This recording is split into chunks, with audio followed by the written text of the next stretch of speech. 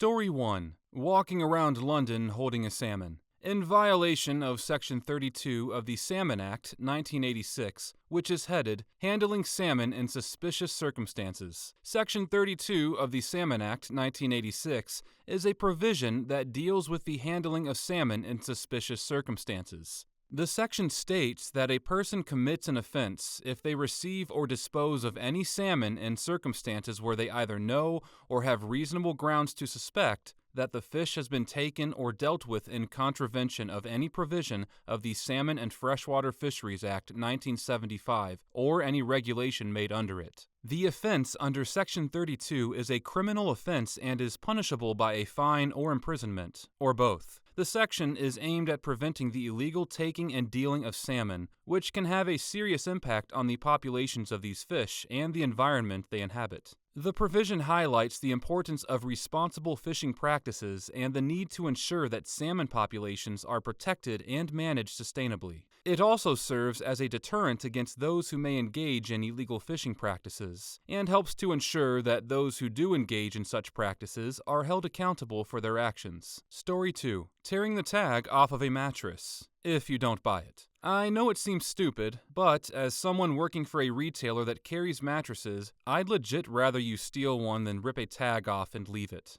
The vendors won't issue any credit or pick them up without a serial number, and mattresses with opened packages or plastic can't be sold at all where I am. So a tagless mattress not only leaves me out a unit, but now I have to figure out what the hell to do with the mattress itself. Source: I spent a few hours last week loading mattresses into a dumpster that we had to pay to rent, and I'm still salty. Story 3. When I was in high school, there was a gas station that used to sell beer to anyone, but they'd charge ridiculous prices, like $20 for a 12-pack of Bud Light in the late 90s. On my way out, I would always steal a bag of ice from their freezer box, which was outside the building. I figured I'd more than paid for the ice with their upcharge, and if they saw me, they couldn't call the police because they'd have to explain selling beer to a 16-year-old. Beer wasn't $20, it was $20 for you. You paid the UART, Underage Alcohol Risk Tax. Story 4. In Washington state, it's a crime to use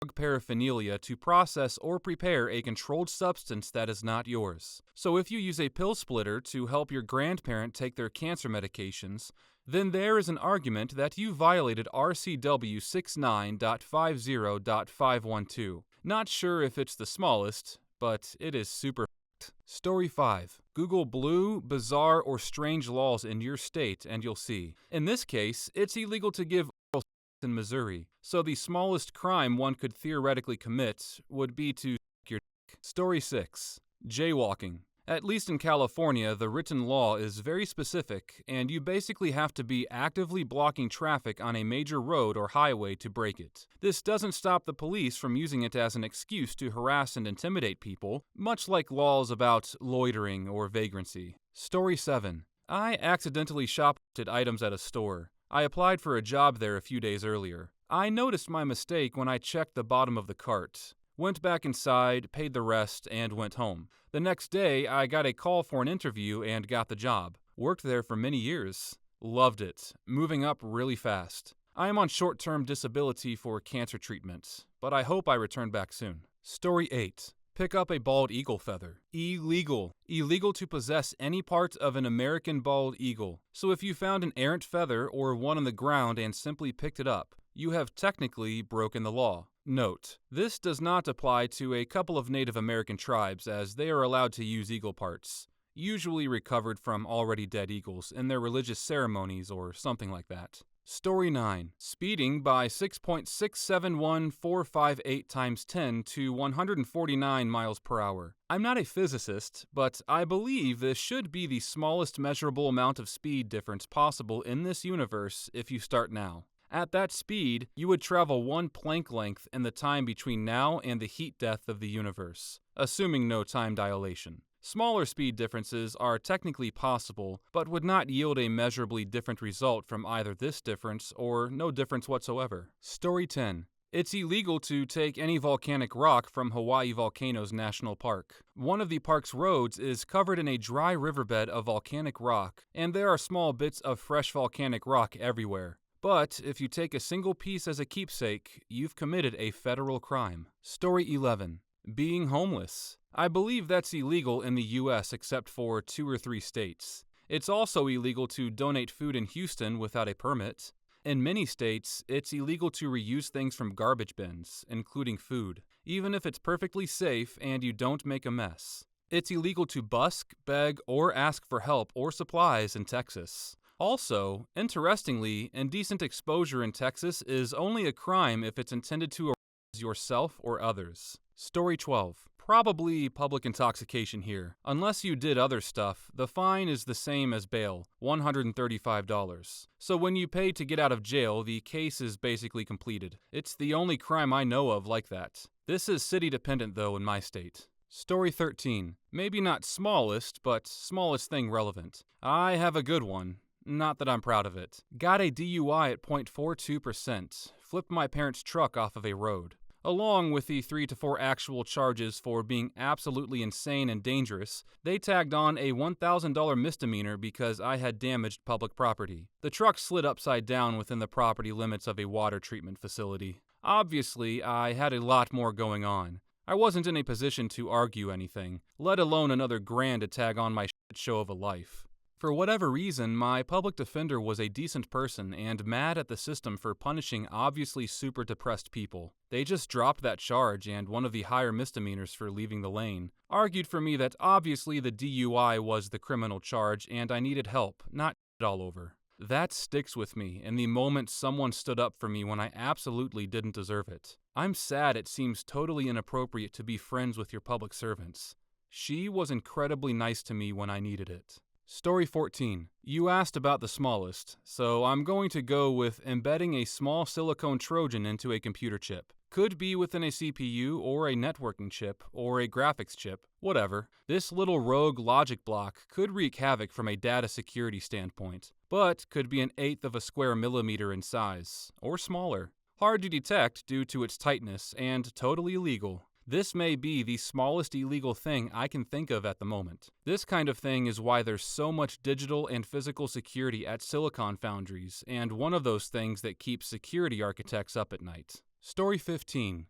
In some states in America, in particular Georgia, they understaffed some polling booths in higher black communities. If you bring them water or food while they wait 8+ hours, this is a crime. Story 16. When I was living in Australia, way back in the very early 70s, I attended a women's lib march, and when the police appeared to be moving in to arrest one of the speakers for removing her top, and after multiple prompts from the many people around me, I joined in with the crowd and shouted "F the pigs" one time. And so, because the cop determined that I wasn't a woman, they were apparently told not to arrest women unless they really had to, and because they thought that I was an adult, they were told not to arrest minors. The cop decided to grab me instead of the 20 or so Fort Street Boys high school kids in school uniform behind me. And yeah, it was the ones behind me who started the screaming. So, while I was being parked in the paddy wagon, I asked what I was being charged with, and was told I was being charged with unseemly words. In Australia. Seriously? So after a spell in the paddy wagon, I got the opportunity to watch the arresting officer's face back at the station when I told him my birthday and he realized that I was actually still a minor. And yeah, when he snorted, minor, I did actually caution him that he was uttering unseemly words. So, in the end, I paid the $20 fine. My conviction was expunged when I became an adult, and I've led a clean, virtuous life ever since. Although I probably should confess that I still swear like every other Aussie on the planet. I mean, seriously. Story 17. I've never committed a crime, but I've looked like I did. So I'm at a thrift store at lunch from school, and I buy a game, The Last of Us Part 1, and as I'm leaving, I start to run because I want to get back in time. And the thing is, I hid it under my sweater because I was going to give it to my best friend to surprise him. And these cops see me, and I stop because luckily I saw it before they had to stop me. And they ask for my name, birthday, what I have, and how I paid for it. And then they ask me, "Do you have the receipt?" And here's the thing. I didn't get one. So I told them I didn't get one, and so they said they'd go talk with the person working there and everything, and it was all fine in the end, and I've never gotten a call from them or anything, so I'm sure they checked and it was fine. Story 18. When I was a child, I stole tiny, minuscule pebbles from the bottom of a bin of rocks and minerals at a nature store in the mall. I felt guilty, but not that guilty.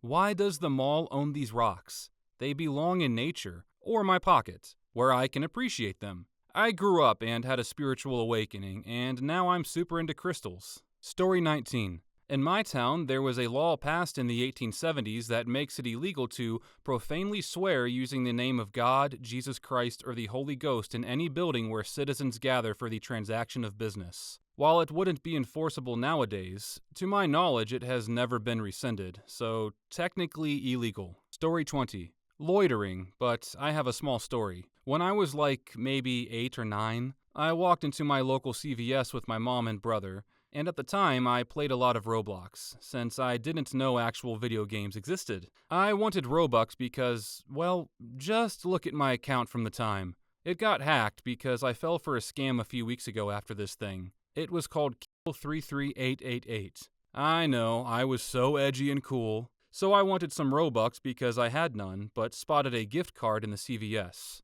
I knew my mom wouldn't let me buy it, so I put it in my pocket and was going to walk out with it. My brother then told me it was pointless due to the fact that they're activated at the register. So, almost my first petty theft before I was even 10. Story 21. Is this my therapist?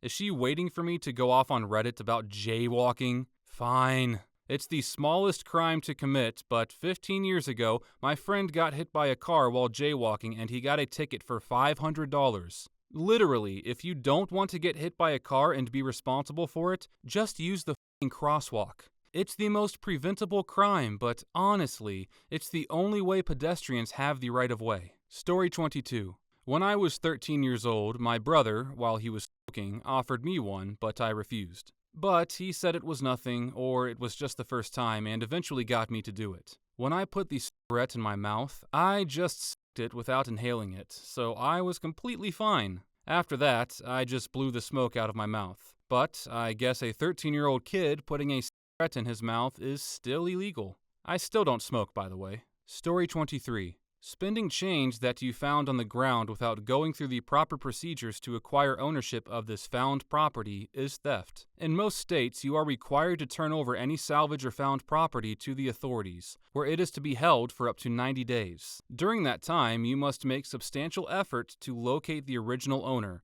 putting out ads in newspapers, checking for reports of lost property, etc. In addition, if you suspect that the found change might have some historical significance, you need to reach out to archaeologists to prove that it's not over a certain age. Otherwise, historical objects are essentially property of the state, with some caveats. For example, many states will allow the finder of a significantly valuable historical object to claim a portion of the treasure's value as a finder fee. And if you live in England, all of it belongs to the king. If after the required waiting period, and you can prove you made an actual effort to locate the potential former owner, and that the object has no significant historical value, then you can claim ownership. This is an important thing to know if, for example, you happen to find some lost jewelry you would like to keep. You could go to prison if you find a Rolex on the ground and try to sell it, as that constitutes theft. Technically, spending small change you find on the ground is also theft, but no court would convict you over a nickel. Story 24. If your friend gives you some papers to hold them together with a paperclip.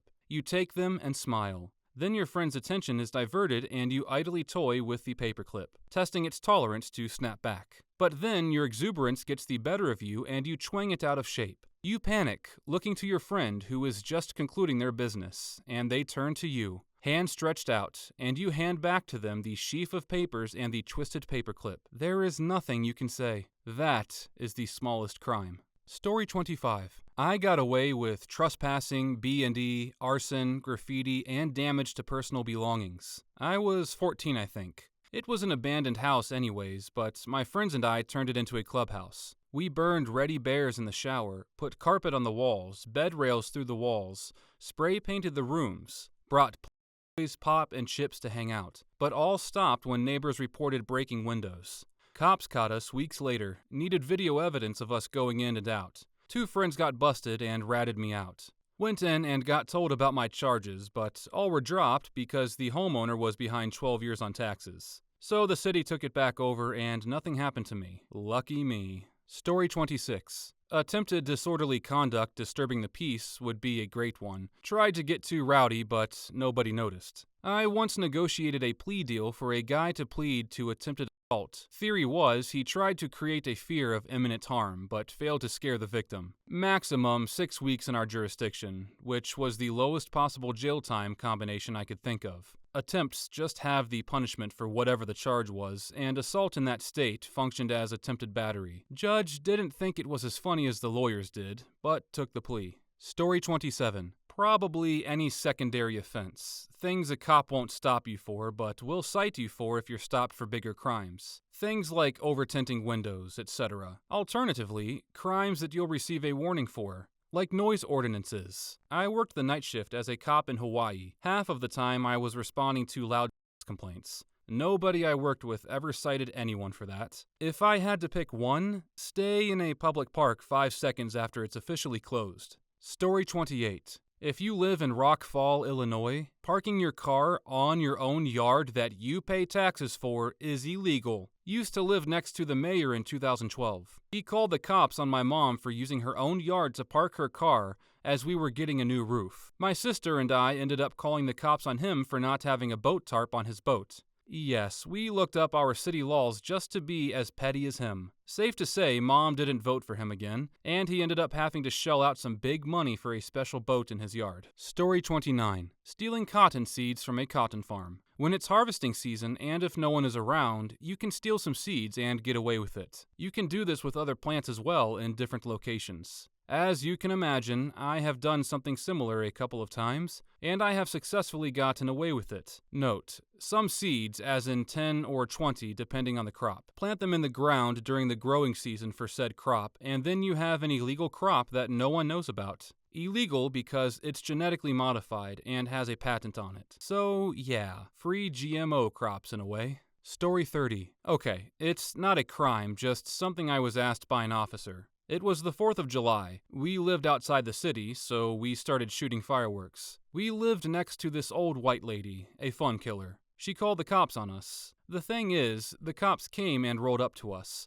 said to us that we have to stop. As they turned around, I decided to shoot the last one. The cop did the fastest U-turn, angry, saying, "All right, who shot that? That person is going to jail." Everyone stayed silent. I was 14 at the time. Story 31. Is no one resisting arrest these days? Doing anything or nothing, anywhere, even in the privacy of your own home. Officers accidentally break into the wrong house. Search warrant was for down the street. Boom. You can still be resisting arrest. So the officers didn't waste their time. Story 32. Stealing a donut. The supermarket chain near me has a donut cabinet where you take a donut and put it in a brown paper bag. I go up to the self-checkout, hit donut, and click 1 as my quantity. I found out when I bought 2 but clicked 1 as my quantity, and it didn't check out. So I can steal an extra donut at a self-checkout. Story 33. Stole photos I printed from Walmart. Was told I could only pay at the checkout where I printed the photos. No one was at the register. I asked multiple employees for assistance, with each one stating someone would be there soon. 20+ minutes went by, and no one showed. I grew impatient, so I walked out. Turned the photos into a photo album I used to propose to my fiancée, now wife. Story 34. I went to a restaurant. The taste of the food was worse than normal, and the prices went from 12 TL to 18.5 TL. So I gave 18 TL and pretended to look for half TL in my pocket. I had half a TL in my pocket, but I didn't say it, and the cashier said no need and let me go. It was 3 years ago, so when $1 was 7 TL, today 19.5. Inflation is around 90 to 120. That is, prices go up 2 to 2.5 times every year. According to inflation, I committed a crime of 21 cents.